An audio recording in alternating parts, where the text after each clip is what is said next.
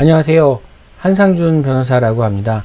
대한무역투자진흥공사하고 대한민국 로스앤젤레스 총영사관에서 개최하는 미국 취업비자 설명회에 초대해 주셔서 감사합니다. 저는 한상준 변호사라고 하고요. 미국 버지니아주 페어팩스에 위치한 작은 로펌을 운영하고 있습니다. 지난 17년간 한국에서 오시는 기업들, 그 다음에 미국 진출을 원하는 사업체들, 그리고 유학생들, 많은 분들의 그런 회사 창업, 그 다음에 관련 비자, 취업 비자나 창업 비자, 그리고 학생 비자 변경 등 그런 부분에 대해서 쭉 법률 서비스를 제공해 왔습니다. 자, 오늘은 미국 취업에 있어서 제일 중요한 비자라고 할 수 있는 세 가지 비자 타입, H 비자, 그 다음에 J 비자, 그 다음에 E2 인플로이 비자, 이 세 부분에 대해서 좀 다뤄보고요. 시간의 제약이 좀 있기 때문에 중요한 부분은 컨셉을 설명을 드리고, 그 다음에 여러분들이 기존에 미리 보내주셨던 질문 사항에 대해서 답변을 드리는 형식으로 하도록 하겠습니다. 자, 첫 번째 슬라이드 보도록 하겠습니다. 자, 미국 취업 및 인턴을 위한 비자라고 되어 있는데요. 제가 여러분들 벌써 코트라 주최하는 이런 취업 설명회에 요번이 세 번째인데요. 항상 먼저 하는 질문이 있습니다. 취업이 먼저냐, 비자가 먼저냐 하는 거죠. 닭이 먼저냐, 달걀이 먼저냐, 이런 내용이라고 할 수도 있는데, 여러분들 취업이 먼저냐, 비자가 먼저냐, 뭐가 먼저라고 생각하세요? 예, 답을 제가 드릴게요. 항상 취업이 먼저입니다. 마찬가지로 창업이 먼저냐, 비자가 먼저냐, 이것도요, 창업이 먼저예요. 사실은 미국 이민법은 어떻게 규정이 되어 있냐면, 실질적으로 취업을 해야지만 비자를 주는 거예요. 창업을 해야지만 비자를 주는 거예요. 자, 예를 들어서 취업을 했다라고 하는데 비자를 신청했다. 그런데 비자에서 떨어졌다. 그러면 어떻게 되죠? 그러면 취업을 할 수 없어요. 미국에 와서 할 수 없어요. 어쨌든 구직 자리를 했고 취업도 하고 인터뷰를 했지만 비자가 떨어졌다. 그러면은 미국에 다시 들어올 수가 없는 거예요. 비자가 없기 때문에 미국에 들어올 수 없고, 그렇기 때문에 일을 할 수가 없는 거죠. 그래서 많은 미국의 고용주들이 사실은 외국인을 고용하는 입장에서 좀 꺼려 한다는 부분이에요. 왜? 비자 문제가 있기 때문에 그렇습니다. 그래서 첫 번째 슬라이드에 보시면 인턴을 구하셨나요? 취업을 하셨나요? 위의 목적에 부합하는 비자를 받으셨나요? 이렇게 제가 질문을 했는데, 여러분들 인턴십을 구할 때는 인턴십을 먼저, 취업은 취업을 먼저, 창업은 창업을 먼저 하시고 거기에 적합한 종류의 비자를 신청해서 받으셔야 되는 겁니다. 자, 비자와 체류 신분이라고 하는데요. 여러분들 미국에 처음에 오실 때는 방문 비자 또는 학생 비자를 받아서 오실 수 있어요. 그러면 본인의 여권에 비자가 붙어 있습니다. 그러면 그 비자를 가지고 미국으로 들어오면 국경에서 미국 관리가 그 비자에 적합한 신분, 기간, 체류 기간 및 체류 신분을 주는 거예요. 그걸 우리가 이제 체류 신분이라고 하는데, 방문 비자를 받아갖고 들어오면 그전에는 보통 6개월, 그 다음에 학생 비자를 받아갖고 들어오면 학생 신분으로 공부를 마칠 때까지, 취업 신분으로 들어오면 H1B 비자 종결 날까지, 이런 식으로 해서 비자에 따라서 신분을 주는 겁니다. 그런데 이런 부분은 정확하게 아셔야 돼요. 실질적으로 저희가 미국과 무비자 협정이 되시면 이스타라는 부분을 받아요. 이스타는 실제 비자는 아닙니다. 이건 방문 허가예요. 그런데 미국에 들어올 때 90일밖에 주지를 않아요. 그러면 예전에는 방문 비자를 받아서 미국에 와서 학생 비자로 변경하는 게 가능했어요. 실제 비자를 변경하는 건 아니고 미국에 와서 변경한다라고 하면 체류 신분을 변경하는 거예요. 그래서 방문 신분으로 왔는데 방문 신분에서 학생 신분으로 변경할 수 있고요. 학생 비자로 와서 학생 신분이 되었는데 학교를 마치고 나서 취업 비자를 받으면 취업 신분으로 변경할 수도 있는 거예요. 그런데 이스타 비자라는 무비자 협정을 하고 무비자 비자로 왔다라고 하면 실제 미국에서 90일밖에 체류할 수 없고요. 다른 신분으로 변경할 수가 없습니다. 이 부분 반드시 중요하니까 여러분 꼭 기억하시기 바랍니다. 자, 비자 및 체류 신분의 관계 말씀드렸죠. 아까 방문 목적에 맞는 비자를 획득해야 되고 한국에서, 그러고 나서 방문 목적에 맞는 비자를 갖고 미국에 오게 되면 그 목적에 따른 신분을 부여하고 그 기간을 받는 거예요. 자, 학생 비자를 가지고 미국에 입국하는 경우 학생 신분으로 공부할 수 있는 체류 신분이 부여되고요. 제2비자의 경우 미국에 들어오면 제2비자에 적합한 신분을 부여받고 DS-2019 나와 있는 DS-1019라는 서류에 나와 있는 체류 기간을 부여받습니다. 그렇기 때문에 비자 및 체류 신분 여러분들 구분을 꼭 하셔야 돼요. 이거 굉장히 기초적인 개념이고, 여러분들이 미국에서 취업을 하건 공부를 하건 그 다음에 영주권을 나중에 취득하건 간에 제일 중요한 부분이니까 반드시 차이가 뭐인지를 반드시 구분하실 수 있으셔야 돼요. 자, 미국 내 체류 신분 변경, 아까 간단하게 말씀드렸어요. 방문 비자로 왔을 경우 학생 비자로 변경, 학생 신분으로 왔을 경우 취업이 되면 취업 신분으로 변경, 학생 신분으로 왔는데 내가 기발한 사업 아이템을 발견해서 내가 예를 들어서 창업을 했다. 그러면 창업 신분으로의 또 창업 비자로의 변경, 이런 변경이 미국 내에서 가능하다라는 거예요. 그래서 그 부분 기억하셔야 되고요. 자, 인턴십인 경우 취업 신분 변경 가능하지만 스폰서와의 계약을 확인해야 된다. 자, 이거 무슨 얘기냐면 처음에 인턴 비자를 받아서 미국에 들어올 때는요, 그 인턴십을 해주는 기관에서 이 사람을 취업이 아닌 정말 인턴으로만 보는 거예요. 그래서 인턴십이 끝나면 반드시 이 사람은 한국으로 돌아간다라는 게 전제가 돼 있는 경우가 있어요. 그럴 경우 여러분들이 취업 활동을 하거나 취업 비자를 받으면 제2 비자를 통해서 받아갖고 들어온 신분이 종결되는 경우가 있어요. 이런 경우 조심하셔야 됩니다. 그래서 함부로 미국 내에서 신분 변경을 하는 거는 좋지 않을 수 있어요. 반드시 전문적인 그 변호사님들한테 의견을 받고 체류 신분을 변경하시는 게 좋습니다. 자, 이제 드디어 취업 비자에 대해서 좀 설명을 드리도록 하겠습니다. 자, 취업 비자는 미국 내에서 취업할 수 있는 비자예요. 당연하죠. 취업 비자이기 때문에. 근데 미국에서 취업할 수 있는 비자는 여러 종류의 비자가 있어요. H 비자, 뭐 L 비자, O 비자, P 비자, Q 비자, 그 다음에 뭐 E2 인플로이 비자, J 비자도 인턴십을 하게 되면 일종의 취업이라고 볼 수도 있는 부분이 있기 때문에 J 비자도 가능하다라고 말씀드릴 수 있어요. 그런데 우리들을 유학생이나 한국에 계신 분들이 대학을 졸업하고 그리고 미국에 와서 취업을 하고자 하는 경우 대부분의 비자는 H1B 비자를 선호합니다. 그리고 대부분 이 카테고리밖에 안 맞아요. L비자나 P비자나 O비자. P비자, O비자는 예를 들어서 운동선수 아니면 뛰어난 학자들 이런 부분한테 들어가는 게 LP비자고요. 그 다음에 L비자는 이미 어느 회사에 취업이 돼 있는 사람이 주재원으로 오는 경우에 받을 수 있는 게 L비자예요. 그래서 일반적으로 처음 취업 활동을 하시고 취업을 하시겠다는 분들은 H비자를 받는 게 맞습니다. 그래서 H비자는 전문직을 대상으로 해요. 스페셜티 오큐페이션이라고 하는데 학사 이상의 졸업장, 일반적으로 대학을 졸업해가지고 취업할 수 있는, 대학을 졸업해야지만 얻을 수 있는 지식을 가지고 일을 할 수 있는 그런 직종을 갖다가 전문직이라고 하고, 공대 엔지니어링이나 아니면 이과대나 이런 데서 뭐 화학과나 생물학과를 나와서 일을 하시는 분들, 그 다음에 뭐 문과계통에서는 어카운턴트, 뭐 변호사 이런 분들 전문직 대상으로 할 수 있어요. 그래서 일반적으로 기본적인 요건이 학사 학위를 받으셔야 되는 그런 직종을 얘기를 하는 겁니다. 그래서 1년에 몇 명을 뽑느냐, 총 65,000개의 쿼터가 있어요. 그 65,000개의 H1B 비자를 한 해에 내준다라는 거예요. 그런데 특칙이 있어요. 미국 석사학위 소지자, 미국 석사학위 소지자는 2만 개가 더 있어요. 그래서 총 2만 플러스 6만 5천 해서 8만 5천 개를 가지고요. 미국 석사학위 소지자, 한국에서 석사 받으신 분은 이 카테고리에 들어갈 수가 없어요. 미국에서 석사 받은 사람들은 2만 명 따로 뽑는 거예요. 그 사람들은 2만 개 주고, 그리고 나서 거기서 만약에 추첨에서 떨어진 사람은 다시 어떻게 6만 5천 개 그 카테고리 안에 다시 집어넣고 추첨을 해서 6만 5천 명에게 H1B를 다시 주는 거예요. 자, H1B 기간은 총 6년이에요. 그런데 3년 줘요. 처음에 줄 때. 3년 주고 나서 한 번 더 3년 연장할 수 있습니다. 자, H비자의 기본 개념이 이렇습니다. 자, H비자 그럼 언제 신청할까요? 이거 제일 중요한데요. 미국 그 회계년도, 미국의 회계년도는 그 전해에 10월 1일이 회계년도 시작일이에요. 그러니까 지금 2022년이잖아요. 2023년의 회계년도는 2022년 10월 1일부터 시작합니다. 그래서 2022년 10월 1일부터 2023년의 회계년도가 시작하고, 2023년에 H1B 허여분은 그럼 언제부터 신청할 수 있느냐? 회계년도 시작 6개월 전부터 신청할 수 있어요. 그게 언제냐? 4월 1일입니다. 그래서 H1B 비자는 4월 1일부터 접수한다라는 얘기가 있는 거예요. 자, 보세요.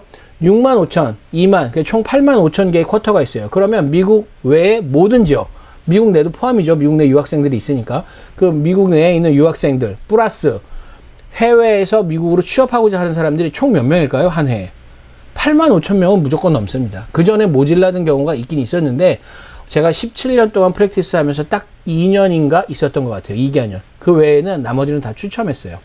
그래서 실제로 많은 사람들이 지원을 하기 때문에 8만 5천 명을 뽑는 거예요. 실제 거기에 해당되는 사람을. 그래서 그러면 그 부분 언제 추첨하냐? 그거를 3월 달에 추첨합니다.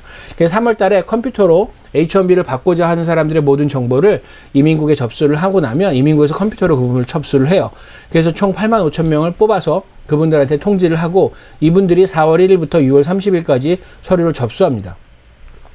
그래서 이 사람들이 서류를 접수했는데 어떤 사람들은 기준에 적합하지 않아서 서류에서 심사에서 떨어지는 사람이 있어요. 또 어떤 사람들은 실제로 지원을 해서 뽑혔지만 사정의 변경이 생겨가지고 H1B를 신청하지 않는 사람들이 있어요. 그러한 결원이 생기면 그 결원을 가지고 8월 말이나 9월에 재추첨을 하는 경우가 있습니다. 자, H1B 비자의 요건과 절차에 대해서 보도록 하겠습니다. 절차, 이원화 절차예요. 왜 이원화냐? 한 번만 신청하는 게 아니에요. 그러니까 예를 들어서 내가 학생 비자로 미국에서 졸업을 했어요. 그래서 지금 현재 OPT로 취업처를 찾아서 취업처에서 일을 하고 있습니다. 그런데 H1B 비자를 신청했어요. 그러면 H1B 비자는요, 첫 번째, 이 사람이 스페셜티 포지션이 있는지 없는지 그 부분에 대한 판단을 한번 해요. 그게 1원화, 첫 번째. 두 번째, 이 사람이 OPT 학생 신분으로 있는데 그 신분을 갖다가 취업 신분으로 변경해 주는 거, 그 부분을 보는 거예요. 그래서 두 가지 판단을 한다는 거죠. 자, 그런데 만약에 한국에 있으신 분이 신청을 했어요. 그럼 어떻게 됐어요? 첫 번째, 이분이 스페셜티 오큐페이션인지 아닌지를 심사하는 절차 1원화 절차를 하고 나서 그 부분이 어떻게 돼요? 미국에 있나요? 아니죠. 한국에 있죠. 그럼 어떡하죠? 이 부분이 취업 비자를 받아서 미국에 오셔야 돼요. 왜? 비자가 없으면 들어올 수가 없으니까. 그래서 해당 서류를 어디로 보내요? 한국에 있는 주한 미국 대사관으로 보냅니다. 그래서 미국 영사가 그쪽에서 H1B 비자 인터뷰를 하고 이 사람이 인터뷰에 통과가 되면 그때 비자를 받아갖고 미국에 들어오실 수 있는 거예요. 그럼 언제 들어오냐? 10월 1일부터 10일 전에 들어오실 수 있어요. 그래서 언제부터 일을 할 수 있냐? 10월 1일부터 일을 하실 수가 있습니다. 아까 제가 말씀드렸죠? 10월 1일이 회계연도 기준 시작일이기 때문에 그날부터 가능한 거예요, H1B는. 자, 그래서 요건은 뭐예요? 이 사람이 스페셜티 포지션이 아니냐, 이걸 이제 중요시하게 보는 거고, 그 다음에 절차는 두 번에 나눠져 있어요. 청원서를 접수해서 스페셜티인지 아닌지를 확인하는 절차, 첫 번째. 그 다음에 두 번째, 그게 오케이가 되면 학생신분에서 취업신분으로 변경해주는 절차 있고요. 그 다음에 그런 부분이 미국에 있는 부분이 아니고 한국에 있다라고 하면 한국에 비자 신청서를 보내서, 그러니까 그 페티션 허가서를 보내서 한국에서 주한 미국 대사관에서 비자 인터뷰를 보고 그러고 오실 수 있다는 거죠. 자, 그래서 이원화 절차라고 말씀을 드립니다. 자, H1 비자는 전문직이에요. 아까 말씀드렸죠. 학사학위 이상에만 해당이 되는 거예요. 학사학위 안 가졌을 때 전문대를 졸업하신 분들은 H1B 대상이 안 돼요. 전문대 졸업한 학위에다가 지난 5년간 일을 얼마 정도 했다라는 걸 붙여서 경력으로 환산해 가지고 하시는 경우가 있는데 거의 힘든 경우들이 대부분이에요. 그래서 학사학위 그러니까 전문직이고 학사학위 이상을 가지고 있으신 분을 대상으로 한다라고 말씀드려요. 근데 전공하고 맞아야 돼요. 예를 들어서 내가 철학과를 나왔다. 그런데 컴퓨터를 되게 잘한다. 라고 해서 그 부분을 그 컴퓨터 전공으로 해서 지원하기는 쉽지 않아요. 왜? 미국 이민국에서는 뭘 보냐면 이 사람이 대학에서 그런 교육을 받았는지 그 부분에 대해서 정확하게 입증이 가능한지를 보는 거예요. 그래서 실제 컴퓨터 공학과를 나왔다. 그래서 컴퓨터 회사에 취업한다. 그러면은 컴퓨터 엔지니어다라는 부분에 대해서 입증하기가 쉽다라는 거죠. 로스쿨을 졸업했다, 변호사 자격증을 땄다, 로펌에 취직한다, 쉽다라는 거죠. 그렇지만 예를 들어 철학을 전공했다, 컴퓨터 엔지니어링이다, 컴퓨터 회사에 취업한다. 그 부분을 입증하기가 사실은 쉽지 않다라는 부분이에요. 자, 그 다음에 적정 임금의 결정이라고 있습니다. 이 부분은 뭐냐면 싼 임금으로 외국인을 고용하다 보면 미국의 고용시장, 그러니까 노동시장에 대해서 그 붕괴가 올 수가 있기 때문에 미국 정부에서 특정한 임금, 외국인을 고용하려면 어느 정도 임금을 주어야 한다라고 결정을 해놨어요.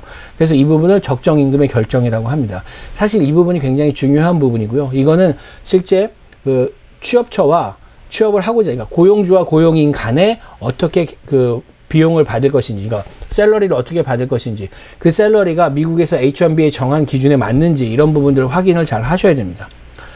그 다음에 고용주의 요건을 이제 물어보시는 분들이 많은데 실제로 고용주는 미국에서 doing 비즈니스를 하시는 분이시면 다 해결이 돼요. 다 됩니다. 그런데 그러면 내가 혼자 하는 기업인데 사람을 하나 고용하겠다. 그럼 그 사람에 대해서 어떻게 돼요? 월급을 줄 수 있는 능력이 있느냐 없느냐를 물어보는 거죠. 영주권 절차에는 이게 법적 요건으로 딱 나와 있어요. 그렇지만 H1B에는 이게 법적 요건이 없어요. 그런데 doing 비즈니스라는 요건을 가지고 이 doing 비즈니스는 귀에 걸면 귀걸이, 코에 걸면 코걸이가 될 수 있어요. 그래서 실제로 이 사람 회사에 봤을 때 좀 부족하다, 파이낸스 부분이 부족해서 새로 사람을 고용하는 건 쉽지 않다라고 하는 경우에는 이 부분을 들고 H1B도 거절할 수 있는 그런 미국 이민군의 자유재량이 어느 정도 있다라고 보시면 돼요. 그렇기 때문에 신규 사업에서 새로운 사람을 고용해서 H1B를 진행한다. 가능해요. 저희 같은 경우도 예전에 충분히 그런 경우들 몇 번 있었어요. 저도 성공을 했고요.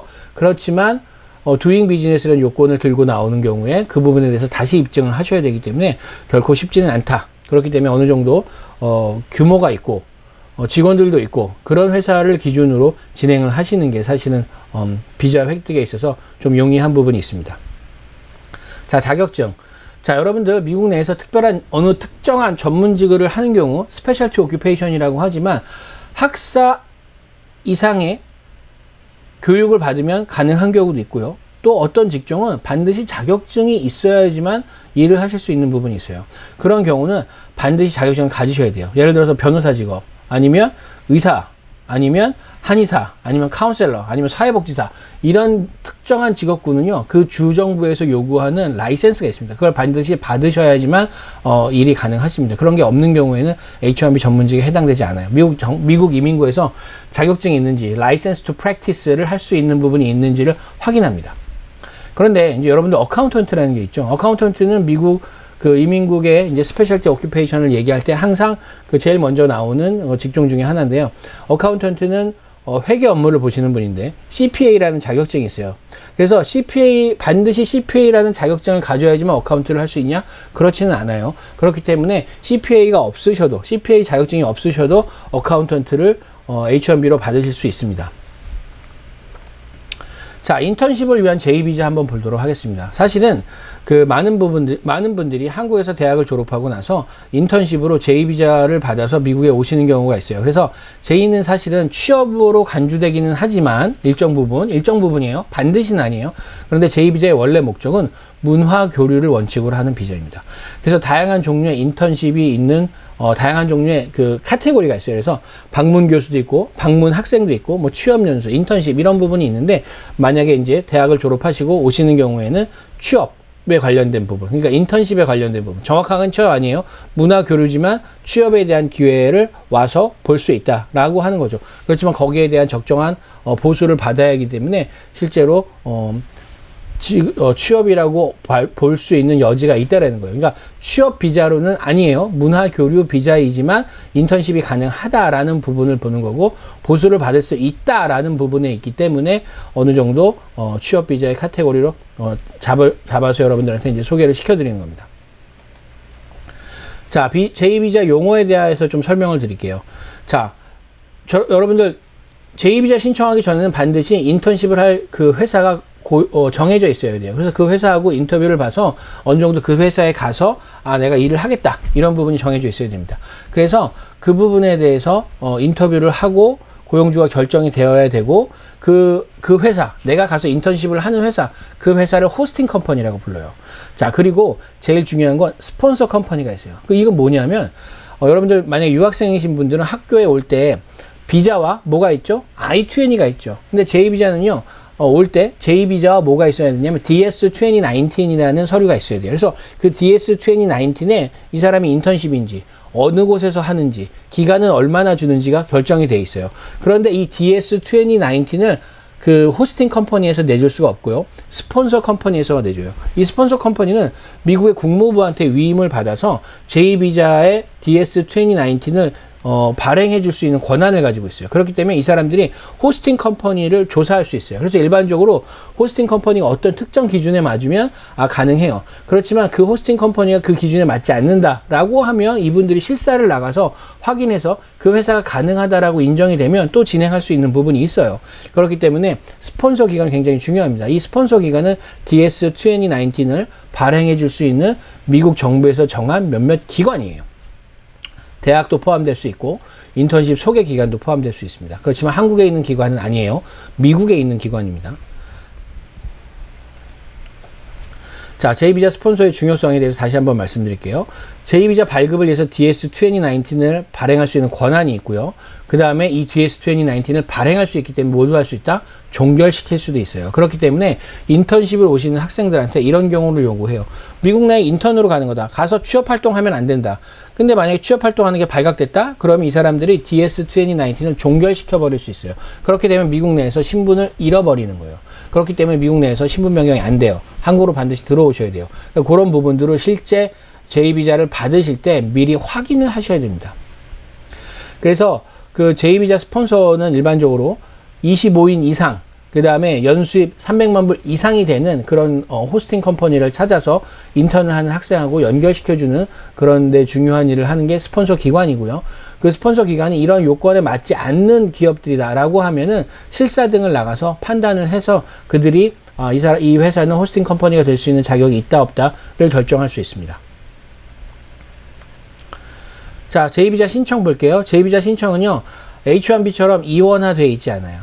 제2비자 신청은 어떻게 하냐? 한국에서 미국 영사관, 그러니까 미국 대사관에 비자 신청 인터뷰를 바로 지원할 수 있고, 바로 한국에 있는 미국 대사관에서 대사관이지만 실제로는 그 비자 업무를 하는 곳은 영사관이에요. 그 영사관 내에서 비자 인터뷰를 하고 제2비자를 받으실 수가 있습니다. 2원화 돼 있지 않아요. 1원화만 돼 있어요. 그런데 중간에 뭐 예를 들어서 하우스팅 컴퍼니하고도 인터뷰를 해야 되고 스폰서 컴퍼니의 서류도 받아야 되고 이제 이런 부분들이 해야 되니까 사실은 일이 좀 더 많을 수도 있어요.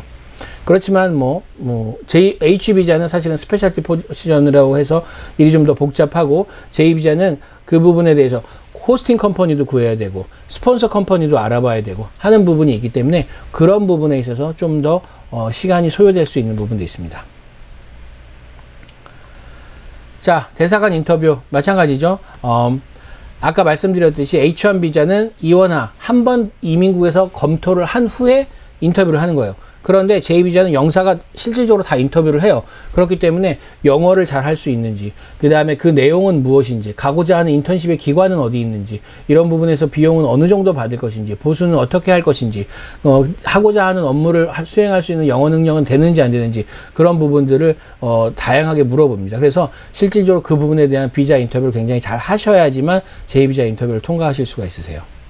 그리고 제2비자는요, 반드시 끝나고 나면 미국에서 한국으로 돌아오겠다는 부분도 입증하셔야 돼요. 그렇기 때문에 실제 요거를 이제 이런 이사, 그러니까 반드시 미국에 들어가서 나는 불법적으로 일하지 않을 거고, 미국에 들어가서 영주하지 않을 거다. 즉, 영주권을 취득하거나 미국에서 그렇게 하지 않을 거다라는 부분을 영사한테 반드시 설득을 시켜야지만 제2비자를 받아서 올 수 있어요. 한국에 가족이 있고, 한국에 내 근거지가 있기 때문에 가서 인턴십이 끝나면 반드시 한국에 돌아온다. 이런 부분을 미국 영사한테 설득을 하셔야지만 반드시 비자를 받으실 수 있습니다. 자, 영어 실력 아까 말씀드렸고요. 그 업무나 이런 부분에서 충분히 설명하실 수 있는 능력이 있으셔야 돼요. 왜? 미국에 와서 한국 업체에서 일을 한다라고 하더라도 실제로 미국에 오고 관련된 부분에서 일을 하는 데는 항상 영어가 어느 정도 필요하기 때문에 그 부분에서 영어 실력을 준비를 하셔야지 인터뷰를 통과하실 수 있어요. 자, E2 인플로이 비자, 이거에 대해서 설명을 좀 길게 드려야 되는데 사실은 그냥 제가 슬라이드를 간단하게 하나만 만들었어요. 자, E2 인플로이 비자는 뭐냐? 여러분들 한국에 있는 기업체가 미국에다가 지사를 세워요. 그러면 실제 이 지사가 한국 업체일까요? 미국 업체일까요? 미국 업체죠. 왜? 미국의 주법에 따라서 회사를 세웠기 때문에 미국 회사예요. 그렇지만 들어오는 투자는 어디서 들어왔다? 한국에서 들어왔다. 그래서 그 미국 지사의 소유분을 한국 회사에서 50% 이상 가지고 있는 경우, 50% 이상 가지고 있는 경우는 이민법상 E2 비자의 목적상 이 회사를 한국 회사로 봐줘요. 그렇기 때문에 한국인에 대해서 매니저 레벨과 스페셜티 포지션에 있어서는 E2 인플로이 비자를 받으실 수가 있어요. 굉장히 중요한 부분이에요. 다시 말씀드릴게요. 한국 기업이 한국에서 미국으로 지사를 설립하고 돈을 투자를 해서 소유 지분을 한국 회사가 미국 자회사의 50% 이상을 소유 지분을 가지고 있다라고 하면 한국인을 대상으로 E2 인플로이 비자를 발행해 줄 수 있다. 발행해 줄 수 있어요. 무슨 포지션? 매니저 레벨 포지션 또는 스페셜티 오큐페이션, 그 두 부분에 대해서 가능하다는 거예요. 자, 여러분 아까 H1B 때 스페셜티 포지션 뭐라 그랬죠? 한국에서 대학을 졸업하신 분들은 일정 부분 스페셜티 포지션을 만족한다라고 얘기했죠. 그럼 자, 이거 만족할까요? 예, 가능해요. 그렇기 때문에 특히 이제 제가 문과 이과를 나누는 건 아니지만 이공계 포지션을 가지신 분들, 이공계 학위를 가지신 분들은 어느 정도 전문직이 인정이 되기 때문에 한국에서 졸업을 하고 미국 내에 E2 인플로이 비자를 발행해 줄 수 있는 기관에 취업이 가능하신 거예요. 그래서 그렇게 취업하시면 그런 분들은 E2 인플로이 비자를 받으실 수 있죠. 자, 그래서 H1B에 만약에 추첨이 떨어졌다. 근데 우리 스폰서 해주는 회사가 한국계 회사다. 그러면 어떻게 해요? E2 인플로이 비자가 가능하다, 불가능하다? 가능한 거예요. 그렇기 때문에 실제 한국에서 오신 분들, 한국 유학생들은 E2 인플로이 비자를 적극적으로 활용하실 줄 아셔야 되고요. 이 E2에 해당되는 기업체들이 어떤 기업체들인지를 확인하시는 게 중요해요. 예전에는 이런 기업체들이 많지 않았어요. 왜냐하면 E2 비자에 대해서 여러분들이 조금 잘못 알고 계신 부분들이 있어요. 왜? 소액 투자 비자다, 소액 투자 비자다 라는 얘기를 했어요. 소액으로 30만 불 정도를 투자하면 미국에서 E2 비자를 받아서 사업을 할 수 있다. 맞는 얘기예요. 근데 이 앞에 소액이 아니에요. 소액을 지우세요. 한국에서 투자한 회사는 다 가능해요. 다 그 E2의 카테고리에 다 들어갈 수가 있기 때문에 여러분들이 그런 회사를 찾으시면 돼요. 자, 보세요. 지금 예를 들어서 디트로이트 지역이나 아니면 조지아 지역이나 아니면 LA 지역에는요 굉장히 많은 한국 회사의 지사들이 있습니다. 그런 지사들에 여러분들이 만약에 취업을 하시는데 그 회사 미국 지사가 한국에서 돈이 들어오고 그 50% 이상을 누가 가지고 있다? 한국 회사, 한국인이 가지고 있는 경우 한국인은 그 회사의 E2 인플로이로 취업이 가능한 거예요. 이 부분이 굉장히 중요한 거예요. 그래서 이 부분을 잘 기억하시고 여러분들이 취업처를 구하시는 데나 아니면 취업처에서 구직자를 구하시는데 잘 사용하시기 바랍니다. 또 시기 제한 없어요. 추첨 안 해요. 이 사람을 뽑겠다. 그러면 가능한 거예요. 예. 그런데 이거는 이원화 절차가 아니라 두 가지 절차로 나눠져 있어요. 예를 들어서 한국에서 그런 분들이 미국에 있는 회사에 뭐 요새는 이제 한국에 있는 취업 사이트에도 그런 게 막 올라와요. 그럼 그걸 보고 한국에 있는 사람이 지원을 했다. 그러면 미국에서 뭐 화상으로 인터뷰를 하고 이 사람을 뽑겠다라고 결정을 하게 되면 어떡하죠? 예. 비자 신청을 해줄 수 있어요. 한국에 있는 영사관에 바로 가서 비자 인터뷰를 봅니다. 미국 H1B처럼 이원화 절차를 거치지 않아요. 그렇기 때문에 그 인터뷰에서 모든 게 결정이 되기 때문에 그 인터뷰에 실질적으로 잘 응하셔야 돼요. 그래서 굉장히 회사에 대한 정보 이런 부분들의 공부가 많이 필요하고요.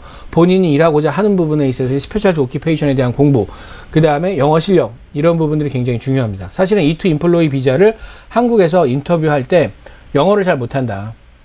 그러면 거의 통과가 잘 안 됐어요. 예. 대부분의 오시는 분들이 그 부분에 대해서 좀 숙지가 덜 돼 있어서 준비가 부족하신 부분이 있는 경우에는 인터뷰 통과가 어려워요. 그렇지만 영어를 어느 정도 잘 알고 그 다음에 영어를 잘 하시고 회사의 내부 사정이나 이런 부분에 정확히 밝으신 분들은 크게 문제없이 받아서 오실 수 있습니다. 자, 그러면 미국 안에 있는 사람은 어떻게 받을 것이냐. 자, 미국 안에 있는 사람은요, 미국 이민국에다가 지원을 하면 돼요. 그러면은 신분을 변경해서요. 예를 들어서 학생 비자에서 E2 신분으로 변경할 수 있고 H1 신분에서 E2 신분으로 변경하실 수 있어요. 그래서 변경이 가능하고요. 그런데 그런 분들이 어떻게 해요? 한국에 만약에 일이 있어서 한국에 간다. 근데 미국에 들어올 때 본인 여권에 E2 비자가 있어요? 없어요? 없죠? 그런 경우는 미국 영사관에 가서 다시 인터뷰를 하시고 다시 E2 비자를 받으셔야 돼요. 그래서 절차가 좀 복잡하죠. 그래서 H1B의 이원화와 E2 비자에 대한 절차는 사실은 좀 다릅니다. 그렇기 때문에 여러분들 E2 비자 한국에 있으신 분들은 영사관에 가서 직접 인터뷰를 보신다. 미국에 있으신 분들은 이민국에 직접 신청한다. 그러나 나중에 다시 한국에 가서 미국으로 들어오려고 하는 경우는 인터뷰를 다시 보셔야 된다. 예, 그렇게 정리할 수 있겠습니다. 자, 그러면 저희가 질문 들어온 사항에 대해서 좀 살펴보도록 하겠습니다.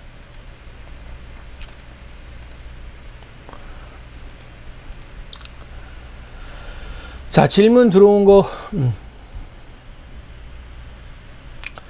자, 질문 들어온 사항 잠깐 보기 전에 주의사항 먼저 보도록 하겠습니다.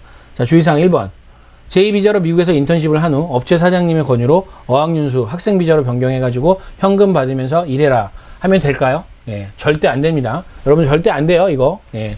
그래서 제2비자로 오셨던 분들이 만약에 일을 더 하고 싶으시다라고 하면은 한국에서 다시 한번 H비자를 신청해서 받아갖고 오실 수 있는 그런 방안들을 찾으셔야 됩니다. 아니면 E2 인플로이 비자를 하시든지 그런 식으로 방향을 바꾸셔야지 학생비자 신청해서 캐시로 돈 받으면서 가짜로 일을 하시게 되면 불법 취업이 되기 때문에 그 부분에 대해서 굉장히 나중에 이민법적으로 불이익을 받으실 수 있습니다.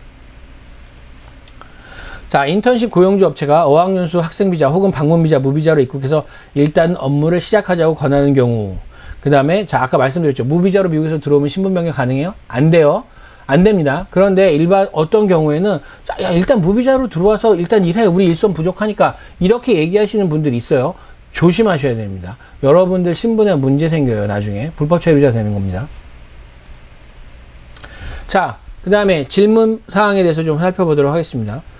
자, 현지에 진출한 한국 기업으로 영업소와 공장을 가지고 있습니다. 우리 회사에 취업하려는 청년들에게 비자 서포트를 해본 적이 없어서 비자 서포트를 하려면 어떤 자격이 필요한지, 어떤 서류를 준비해야 하는지, 어디에 어떻게 신청해야 하는지 궁금합니다. 가능한가요? 예, 가능한가요? 가능합니다. 예, 자, 보세요. 현지에 진출한 한국 기업소로 영업소와 공장을 가지고 있대요. 그러면 어느 정도 굉장히 큰 규모를 투자를 한 회사라고 볼 수가 있고요. 한국 취업들에게 H1B 스폰서 가능하고요. H1B 안 됐다. 지금 H1B 시즌 아니다. 올해 2022년 H1B 이미 끝났어요. 지금 현재 며칠이에요? 4월 말 또는 5월 초일 수 있거든요. 지금 영상을 녹화하는 시점은 4월 말인데 5월이라고 보면은 H1B 시점은 이미 끝난 상황이에요. 그러면 어떻게 돼요? 추첨이 이미 끝났기 때문에 하실 수 없기 때문에 무슨 방안이 있다? E2 인플로이 방안이 있어요. 그래서 E2 인플로이로 관련해 가지고 한국 청년들에게 비자 서포트를 해줄 수 있습니다. 그래서 서류를 어떻게 준비해야 되는지, 예, 일단 이민국에다 서류를 제출을 해야 되는 부분이 있기 때문에 실제로 변호사님들하고 컨설팅을 받으시고 준비를 하시면 될 것 같고요. 미국 이민국에다가 신청을 하시면 됩니다. E2 비자 같은 경우는요, 미국에 있는 캘리포니아에 있는 서비스 센터에다가 직접 신청을 하셔야 되고요. 그러면 이제 다 서류로 보는 거예요. 인터뷰를 불러서 보는 거는 아니에요. 그 다음에 어떤 서류를 준비해야 되는지, 회사와 관련된 서류, 그 다음에 회사의 지분에 관련된 서류, 그 다음에 베네피셜이라고 그러죠. 그 인플로이에 관련해서 어떠한 능력과 어떠한 그 경력이 있는지를 증명할 수 있는 그런 서류, 그렇게 크게 세 가지로 보시면 됩니다. 자, 두 번째 보겠습니다. 한국 대학교를 갓 졸업한 학생을 미국 내 영업소에 취직시키려고 합니다. 저희 회사는 이 비자 발급이 안 되는 걸로 알고 있는데 이럴 경우 어떤 타입의 비자를 서포트할 수 있느냐요. 자, 이 비자가 왜 안 되는지 제가 정확하게 모르겠지만, 만약에 그 지분율이 영주권자나 미국 시민권자가 50% 이상을 갖고 있으면 한국 회사의 타이틀을 가지고 있다고 하더라도 한국 회사가 아니에요. 그런 경우는 E2 비자가 안 돼요. 그런 경우에는 사실은 H1B를 하셔야 돼요. 그럼 H1B는 언제? 1년에 한 번 할 수 있고요. 그 외에는 제2비자를 통해서 인턴십 오퍼추니티를 제공하실 수 있는 방법밖에 없습니다. 자, 3번 볼게요. 올해 막 미국 현지에 법인을 세운 기업입니다. 한국인이 법인장입니다. 취업생에게 이 비자를 지원해주고 싶은데 법인을 세운 지 1년이 채야 되지 않아 비자 지원이 잘 안 된다고 들었습니다. 자, 1년이 되지 않아서 비자 지원이 안 되는 건가요? 아니죠. 도잉 비즈니스의 요건에 잘 만족하지 않아서 그럴 수 있습니다. 자, 보세요. E2 비자 뭐죠? 투자를 통해서 한국에서 미국으로 오는 거예요. 그런 기업들에게 주는 게 사실은 E2 비자예요. 한국에서 돈을 들여와서 미국에서 지사를 설립해가지고 진행하는 회사. 도잉 비즈니스, 비즈니스를 미국에서 하는 회사죠. 그러면 초반에라도 할 수 있을까요? 초반에? 가능하죠. 초반에도 가능해요. 1년이란 요건은 없어요. 실질적으로 E2 비자는요, 얼마를 투자해야 된다는 요건도 없습니다. 실제로 비즈니스를 하는데 적합한 만큼의 투자가 있는지, 실제로 비즈니스가 운영이 되고 있는지 이 부분만 잘 확인하시면 돼요. 그렇기 때문에 1년이 되지 않아 비자 지원이 잘 안 된다, 이 부분은 아니에요. 지원을 했는데 떨어지는 경우는 있을 수가 있겠죠. 그 부분을 말씀하시는 수도 있는데 요건이 안 맞는 건 아니에요. 그래서 어느 정도 직원들을, 미국 현지 직원인 거죠. 그러니까 미국의 영주권자나 시민권자의 직원을 고용하고 있는지의 여부, 그리고 실질적으로 돈을 어느 정도 벌고 있는지, 그런 부분들을 잘 보셔가지고 투자 금액과 비즈니스 정도의, 그 비즈니스 어느 정도 하고 있는지를 보시면 그 부분에 대해서 이 비자 지원 충분히 가능하다고 생각합니다. 자, 4번. 제2비자 지원이 가능한 기업 요건이 있나요? 비자를 지원하는 기관이 실제로 일하는 기업에 계약을 요청하는 것인지, 아니면 그 반대 프로세스인지 구체적인 프로세스가 궁금합니다. 이렇게 말씀하셨어요. 자, 이거는요, 실제로 그 제2비자의 그 인턴을 받고 싶어 하는 업체들이 제2비자 스폰서하는 기관에다 연락을 하시는 경우도 있고요. 제2비자 스폰서하는 기관이 예를 들어서 자기네들의 마케팅을 하는 기관들이 있어요. 한국에서 그런 기관들이 조금 있어요. 그럼 그런 기관들에다가 의뢰를 하게 되면 그 기관들이 인턴십 오퍼추니티를 찾아주는 부분들이 있어요. 그래서 실제로 여러분들이 만약에 이런 부분, 제2비자의 학생을 받고 싶다라고 하면은 스폰서 관련 기관하고 연락을 하시든지, 아니면 한국에서 그 부분을 찾아주는 그런 마케팅하는 에이전트들이 있어서 그런 부분들한테 요청을 하시면 돼요. 그래서 실제로 어느 부분이 먼저다라고 말씀드리기는 좀 곤란하지만, 그런 가능성은 충분히 있고요. 그 다음에 요건은요, 일반적인 요건, 아까 25인 이상 아니면 300만 불 이상라는 되는 그런 업체들이 가능한데, 그럼 그 업체들이 호스팅 컴퍼니가 가능하지만, 그에 맞지 않는다고 하더라도, 밑에 맞지 않는다고 하더라도, 스폰서 기관이 그 기관을 그러니까 방문 조사 하셔가지고 또 그 부분에 대해서 본인들이 결정할 수 있습니다. 그분들이 자기네들이 책임을 지고 결정을 하는 거예요. 그래서 나중에 문제가 생긴다라고 하게 되면 그 사람들이 스폰서를 해줄 수 있는 권한을 잃어요. 그렇기 때문에 이 사람들이 그 부분에 있어서는 아주 철저하게 조사를 합니다. 자, H-1B 비자 스폰은 채용회사가 미 이민국에 청원하여 이루어지는 걸로 알고 있습니다. 채용회사가 청원서를 넣기만 하면 100% 비자 발급이 된다고 보면 되나요? 아니죠. 예. 첫 번째 뭘 해요? 추첨을 합니다. 추첨을 해서 기관이, 그러니까 실제로 채용회사가 인플로이어고, 인플로이어가 패티셔너가 되는 거예요. 청원자가 되는데, 이 H-1B 비자는요, 누가 중점이냐 하면 고용주, 청원자가 중점이에요. 그래서 베네피셔리는 힘이 없어요, 실질적으로. 그래서 청원서 하는 회사가 서명도 다 하고 책임도 본인들이 다 지는 거예요. 그렇기 때문에 이민국에 청원을 하는 걸로 되는데, 채용회사가 청원서를 넣기만 하면, 청원서를 넣으려면 어떻게 돼야죠? 추첨에 통과하셔야 됩니다. 추첨에 통과하셔야지만 청원서를 넣을 수 있고요. 100% 비자 발급이 가능한가? 아니죠. 그러니까 추첨에 통과됐어요. 서류를 넣었어요. 여기까지는 절차적인 요건. 그 이후에 무슨 요건을 볼까요? 실제적인 요건. 이 회사가 제공하는 서비스와 그 직원의 스페셜티 오키페이션에 관한 퀄리피케이션이 실제 맞는지 안 맞는지에 대한 실체적인 요건, 두잉 비즈니스에 대한 실체적인 요건, 이런 부분들을 확인해요. 그래서 그 부분에 대해서 제대로 맞지가 않으면 청원서를 디나이 시킵니다. 절차적인 요건에 의해서 이민국이 반려하는 건 리젝션이라고 하고요. 실체적인 요건에 의해서 이민국이 거절시키는 걸 디나이라고 합니다. 그 두 개는 약간 구분을 하셔야 되는데, 실제적으로 100% 비자 발급이 된다라고 할 수는 없습니다. 자, 다음은 구직자 파트를 좀 보도록 하겠습니다. 구직자에서 이제 질문해 주신 건데요. H비자로 미국 내 취업이 5년이 지나면 영주권을 딸 수 있다고 들었는데, 가족들이 있으면 모두에게 해당하는 것이 궁금합니다. 자, 영주권은요, 지금은 이제 많은 분들이 해외여행 자유화 때문에 미국에 와서 영주권을 받으시는 경우들이 많은데, 그 전에 저희 나라가 해외여행 자유화가 되기 전 1991년인가 그때 해외여행 자유화가 된 걸로 제가 알고 있어요. 1991년 전에는 실제로 취업비자나 영주권을 다 받아야지만 미국에 가실 수 있는 부분이 있었어요. 그렇기 때문에 요 5년이 지나면 영주권을 받을 수 있다. 이건 아니에요. 이거는 일반적으로 기업체에서 보는 거예요. 저 친구가 잘하고 있나? 잘하면 내가 영주권을 줘야지. 그런데 어느 정도 기간 볼까? 한 5년 정도 지켜볼까? 이렇게 생각하신 거예요. 원래 상관없어요. 그냥 당장 진행해 주실 수도 있습니다. 저 친구가 굉장히 일도 잘하고 마음에 들어. 그럼 당장 영주권 스폰서 해 주실 수 있어요. 가족들이 있으면 모두에게 해당되는지, 제가 이제 예를 들어서 뭐 영주권을 받았다. 그럼 저희 집사람도 영주권 같이 받아. 동반 취득. 우리 아이들도 영주권 같이 받을 수 있어요. 동반 취득. 그렇지만 누구만 되냐? 본인의 배우자와 직계 비속 1촌까지만 되는 거예요. 그러니까 아들, 딸만 되는 거죠. 예. 예를 들어 손자가 있어. 안 돼요. 예. 그리고 뭐 부모님도 같이 동반 취득할 수 없습니다. 예. 배우자와 자녀만 되는 겁니다. 자, 그리고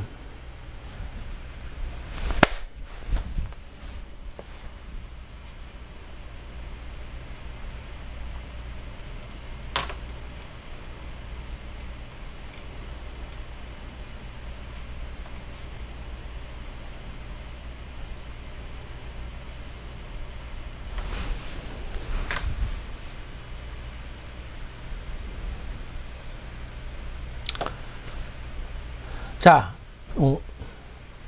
세 번째 볼게요. 자, 세 번째 질문 보도록 하겠습니다. 2022년 말까지 H-1B, L1, O1 비자를 신청하는 외국인은 대면 인터뷰를 미국 대사관에서 영사관에서 할 필요가 없다고 하는데, 그럼 비자 받기가 조금 쉬워진 건가요? 대면 인터뷰를 안 하더라도 실제 서류를 접수하셔가지고 보셔야 되는 부분이 있어요.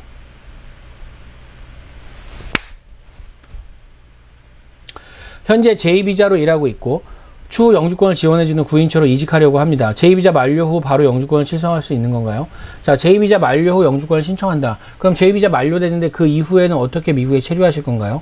제2비자가 만료하기 전에 그 부분을 해결하셔야 돼요. 자, 보세요. 제2비자가 만료됐어. 영주권은 신청 중이야. 영주권 여러분 신청하면 얼마나 걸릴까요? 1년 반에서 2년. 빠르면 아니면 3년도 걸릴 수가 있어요. 그렇기 때문에 제2비자 기간 중에 영주권을 신청한다고 하더라도 여러분들이 그 체류 신분이 유효한 기간 안에 영주권을 받으실 수 있는지, 아니면 영주권은 3가지 단계로 주로 나눠지는데 이 마지막 3단계를 신청하기 전까지 내가 미국에서 합법적으로 있을 수 있는지 없는지 그 부분을 판단하셔야 됩니다. 그렇기 때문에 실제 제2비자 만료 바로 영주권을 신청할 수 있다. 이거는 영주권을 신청하면 그러면 내 미국에서 계속해서 기다릴 것인지, 아니면 한국에 가서 기다릴 것인지, 뭐 다른 비자로 바꾸실 것인지, 이 부분에 대해서 결정하셔야 돼요. 근데 아까 제가 말씀드렸죠. 제2비자로 왔는데 F비자로 바꿔가지고 영주권 받는다? 그럼 중간에서 F비자로 있는 동안에 일을 안 할 것이냐? 구인처에서 그렇게 할까요? 아니죠. 구인처에서는 계속해서 캐시를 주면서 일을 해달라고 할 거예요. 그러면 그거는 불법인가요? 합법인가요? 예, 그런 부분 조심하셔야 됩니다. 자, 한국에 있는 대학교 졸업 후 2년이 지났고 취업 준비만 하다가 2년간 아무 경력이 없는 상태입니다. 미국으로 눈을 돌려 취업하고자 하는데 업무 경력이 없는 제 경우 제2비자에 가능할까요? 자, 제2비자는요 여러 가지 카테고리가 있어요. 그래서 트레이니로 갈 것인지 인턴십으로 갈 것인지 하는 부분이 있는데, 일반적으로 대학을 졸업하고 2년이 지났으면 이 2가지 카테고리에 다 적합하지 않습니다. 그렇기 때문에 H-1B 비자를 해줄 수 있는 곳을 찾아보셔야 될 것 같아요.